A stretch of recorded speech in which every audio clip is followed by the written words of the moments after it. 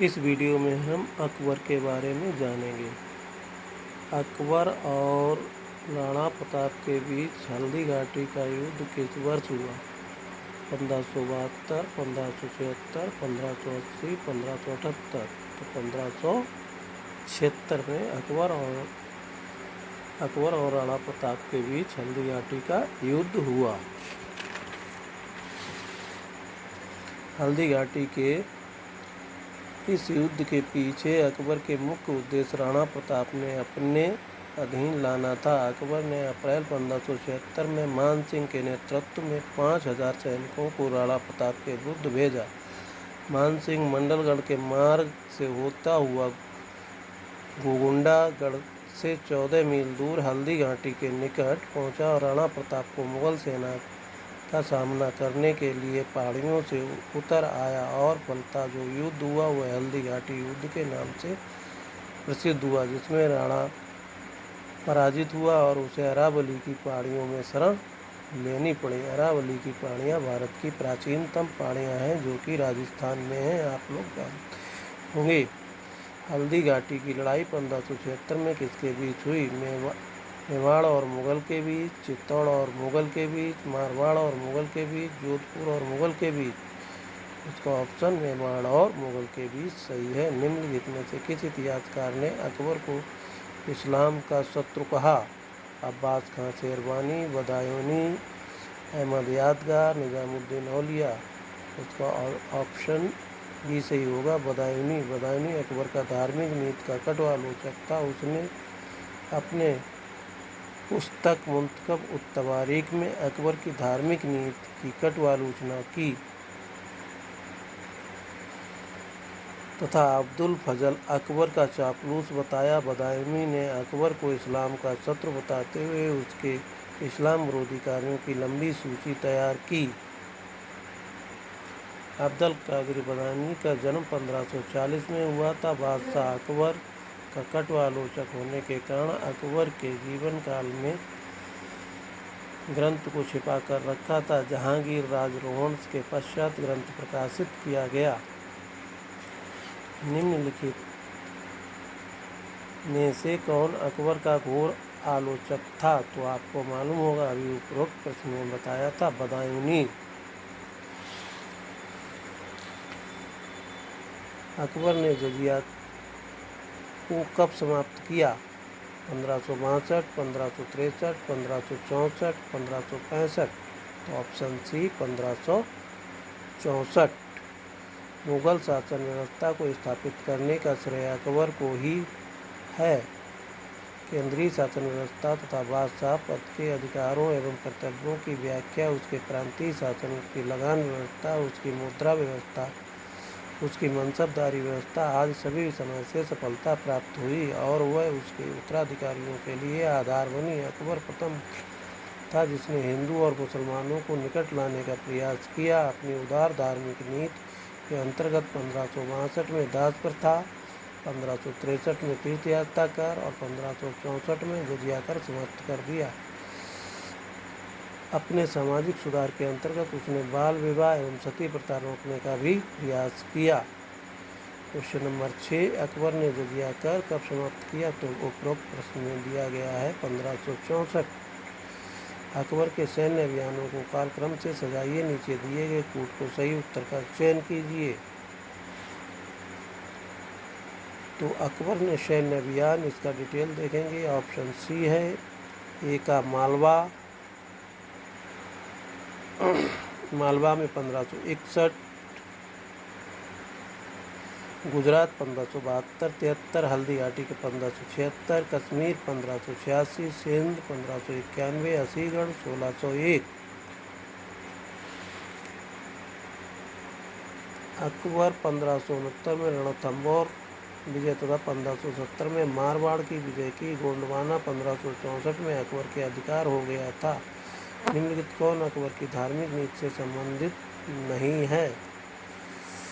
तीर्थ यात्रा कर की समाप्ति, इबादत खाना, दीन-ए-इलाही, हल्दी घाटी युद्ध। तो इसका ऑप्शन डी सही, हल्दी घाटी युद्ध। अकबर अपनी धार्मिक नीति के तहत 1563 में तीर्थ समाप्त की घोषणा की। 1573 में इसने फतेहपुर सीकरी में एक इबादत खाना बनाने की आज्ञा दी। 1575 में बनकर तैयार हो गया। 1582 में दीन ए इलाही की घोषणा की, जबकि हल्दी घाटी का युद्ध संबंधित अकबर की धार्मिक नीति संबंधित न होकर राजपूताना में राज्य विस्तार से संबंधित है। अकबर के समय से मेवाड़ पर सिसोदिया वंश का शासन था और इसकी राजधानी चित्तौड़ थी। 18 जून 1576 में हल्दी घाटी में मेवाड़ के राणा प्रताप तथा मुगल सेना के बीच हल्दी घाटी का युद्ध हुआ।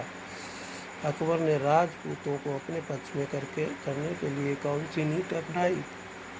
विवाह संबंध, धार्मिक सहिष्णुता, उच्च पद प्रदान करना, जीते हुए प्रदेश वापस करना।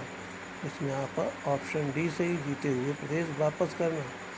अकबर की राजपूत नीति का उद्देश्य साम्राज्य को स्थायित्व के लिए राजपूतों की सहानुभूति प्राप्त करना था और इसके अंतर्गत राजपूतों के साथ वैवाहिक संबंध स्थापित करना, धार्मिक सहिष्णुता की नीति तथा राजपूतों को उच्च पद प्रदान करना आदि शामिल है। अकबर जीते हुए प्रदेशों को वापस करने की नीति नहीं अपनाई थी, अतः उपयुक्त ऑप्शन डी सही होगा। अकबर की धार्मिक नीति के मूल उद्देश्य सार्वभौमिक सहिष्णुता, सुलह कुल की नीति भी कहा जाता है। 1562 में आमेर के शासक भारमल बिहारी मल की पुत्री विवाह किया और भारमल के पुत्र भगवान दास को अत्रमान सिंह को मुगल सेवा का उच्च पद प्रदान किया। मजहर जारी करने का वर्ष है option A 1565, option B 1579, option C 1582, option D 1585। तो बादशाह अकबर ने धार्मिक चर्चा के विचार विमर्श के लिए 1575 में फतेहपुर सीकरी में इबादत खाना का निर्माण का आदेश दिया। इबादत खाना बादशाह दस्ता में सैयद शेख उलेमा धार्मिक चर्चा किया करते थे। 1578 में अकबर सभी धर्मावलंबियों के लिए इबादत खाने द्वारा खोल दिया गया। अकबर समस्त धार्मिक मामलों में अपना लेने के लिए 1579 में मजहर जारी करवाया, जिसने उस धर्म के मामले को सर्वोच्च बना दिया। इस पर 5 उलेमाओं को इस्लामी धर्म के हस्ताक्षर मजहर स्मिथ को बुलबुले हेक अचूक आज्ञा पत्र कहा है। मजहर जारी करने के बाद अकबर ने सुल्तान आदिल का इमाम-ए-आदिल का उपाधि धारण की। अकबर ने फतेहपुर सीकरी इबादत खाना का मुस्लिम के लिए खोला। तो option A 1575, option B 1576, option C 1578, option D 1579, option C 1578। 1575 में इबादत खाना कहाँ बनवाया था? आगरा किला, फतेहपुर सीकरी, लाल किला, इनमें से कोई नहीं है। तो ऑप्शन बी फतेहपुर सीकरी। अकबर ने सर्वप्रथम भारत के किस राज्य पर आक्रमण किया? Option A Bijapur, option B Golconda, option C Ahmednagar, option D Berar. तो ऑप्शन सी अहमदनगर।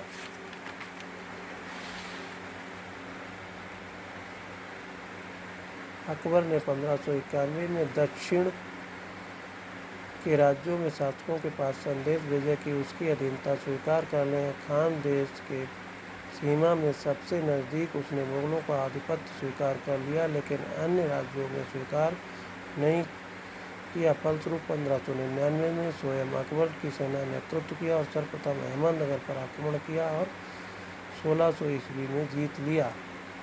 इस समय अहमदनगर की चांद बीबी का नियंत्रण था। 1601 में अकबर ने असीरगढ़ किले को जीत लिया। यह उसका अंतिम आक्रमण था। असीरगढ़ के बारे में कहा जाता है किले के अकबर ने सोने की कुंजियों से खोला था। अकबर के मनसब प्रणाली की स्थापना की 1560, 1565, 1575, 1580। Option C 1575।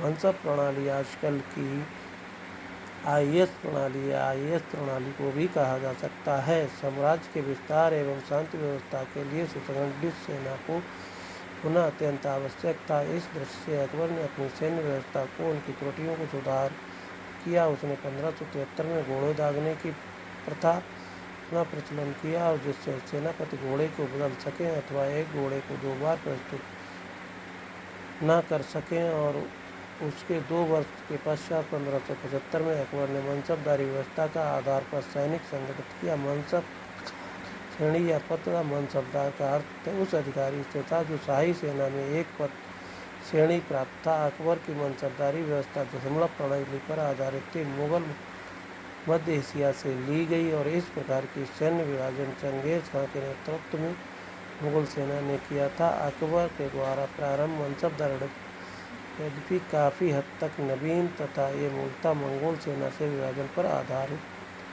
थी। महान मुगल सम्राट अकबर का अंतिम विजय थी कंधार विजय, खानदेश विजय, असीरगढ़ विजय। तो अब डी अहमदनगर विजय, तो इसका ऑप्शन सी सही है, असीरगढ़ विजय।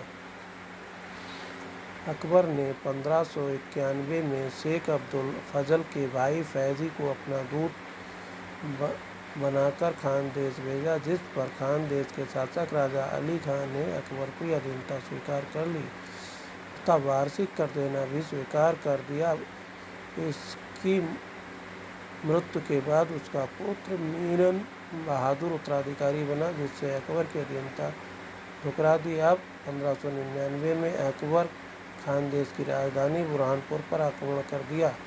मीरन बहादुर अपने असीरगढ़ दुर्ग में सुरक्षित कर लिया। अकबर के धन का प्रलोभन देकर दुर्ग को कुछ अधिकारियों ने अपने पक्ष में कर लिया। फलस्वरूप 1601 में मीरन बहादुर आत्मसमर्पण कर दिया और असीरगढ़ पर मुगल अधिकार स्थापित। यह मुगल सम्राट अकबर का अंतिम आक्रमण था। 1580 में 81 में अकबर के सम्मुख सर्वाधिक बड़ा संकट क्या था? असुल्त आमिर अधिकारी अकबर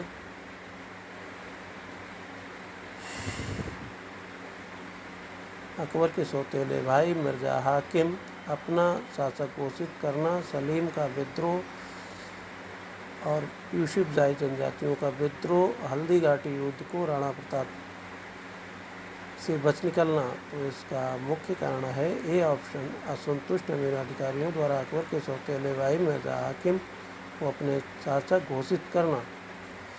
अकबर जब उज़्बेकों को दमन कर रहा था, उसी समय अमीर के अधिकारियों को अकबर के सौतेले भाई मिर्जा हाकिम अपना शासक घोषित कर दिया। 1564 के बीच डॉक्टर R.P. त्रिपाठी लिखते हैं, वास्तव में पानीपत के पश्चात मुगलों के समान इतने कठिन कभी नहीं आए। बादशाह अकबर परास्त हो जाते, भारत का दूसरा इतिहास होता। इस दीर्घ जीवी होकर मुगल साम्राज्य की नींव दृढ़ करनी। 1581 में मिर्जा हाकिम अहमद अकबर द्वारा दबा दिया गया। उल्लेख है कि अकबर का सम्मुख सबसे बड़ा संकट 1564-67 के बीच हुआ। अकबर का शासनकाल पहला विद्रोह 1564 में मुगलों ने किया। पश्चिमी उत्तर सीमा में यूसुफजाई विद्रोह के दमन के लिए अकबर ने बीरबल को नियुक्त किया और इस युद्ध में बीरबल मारे गए। अगले वीडियो में अकबर का बचा हुआ भाग बताएंगे।